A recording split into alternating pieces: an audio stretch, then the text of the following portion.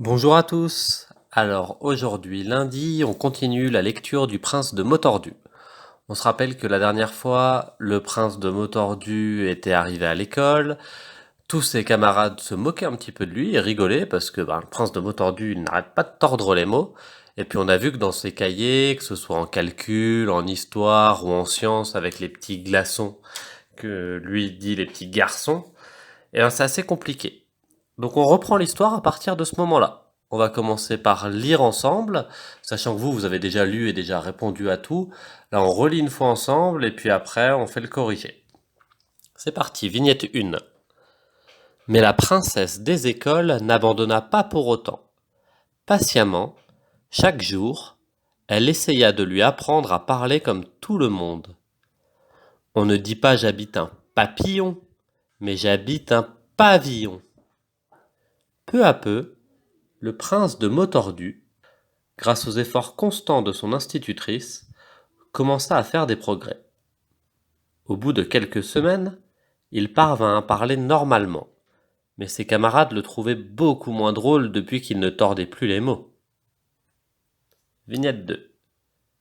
À la fin de l'année, cependant, il obtint le prix de camaraderie car, comme il était riche, il achetait chaque jour des kilos de bonbons qu'il distribuait sans compter. Vignette 3. Lorsqu'il revint chez lui, après avoir passé une année en classe, le prince de Motordu avait complètement oublié de se marier. Mais quelques jours plus tard, il reçut une lettre qui lui rafraîchit la mémoire. On lit la lettre. C'est le mardi 4. Cher Motordu, à présent que vous ne souffrez plus de maux de tête, j'aimerais savoir si vous aimeriez bien vous marier avec moi.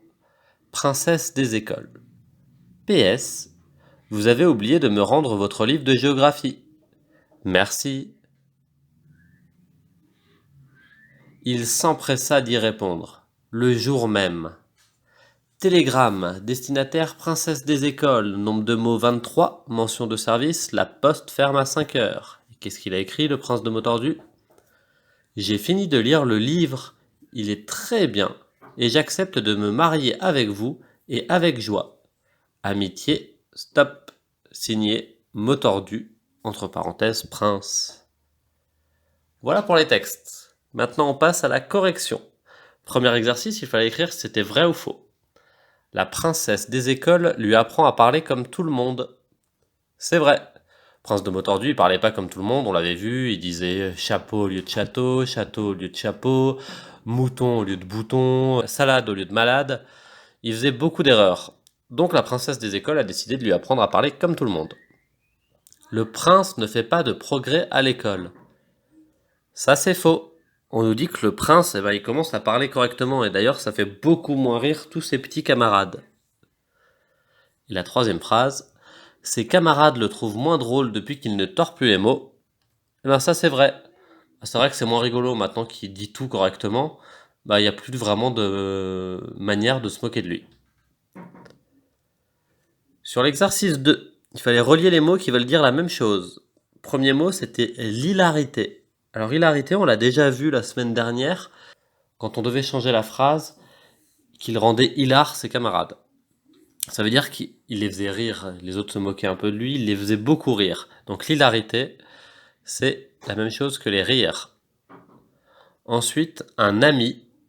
Un ami, ça vous connaissez, vous savez ce que c'est. S'il y avait eu un copain, on aurait pu mettre un copain. Là, il y a un camarade, donc on va mettre un ami avec un camarade. Un pavillon. Alors lui, le prince de Motordu, au début, il disait un papillon. Elle lui dit non, on n'habite pas dans un papillon, mais dans un pavillon. Donc c'est donc un lieu dans lequel on habite, un pavillon. C'est une petite maison. Et pour finir, le bœuf. Le bœuf, c'est le mâle de la vache. Voilà ce que ça donne normalement. Exercice 3.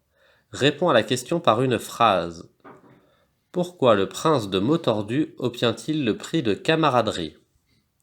Alors si on doit répondre par une phrase, on se sert déjà de la question pour commencer sa réponse.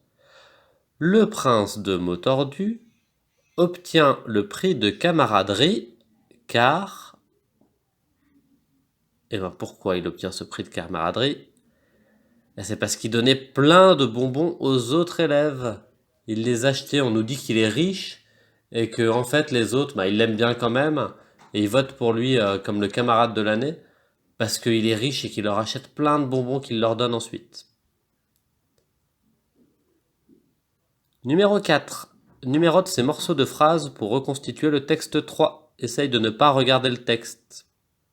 Alors qu'est-ce qui se passe?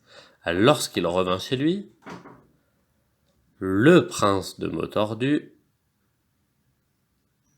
avait complètement oublié de se marier. Mais quelques jours plus tard, après avoir passé une année en classe, il reçut une lettre qui lui rafraîchit la mémoire. Pour faire cet exercice, il fallait s'aider un petit peu des majuscules, des points, les endroits où la phrase se terminait par une virgule ou un point.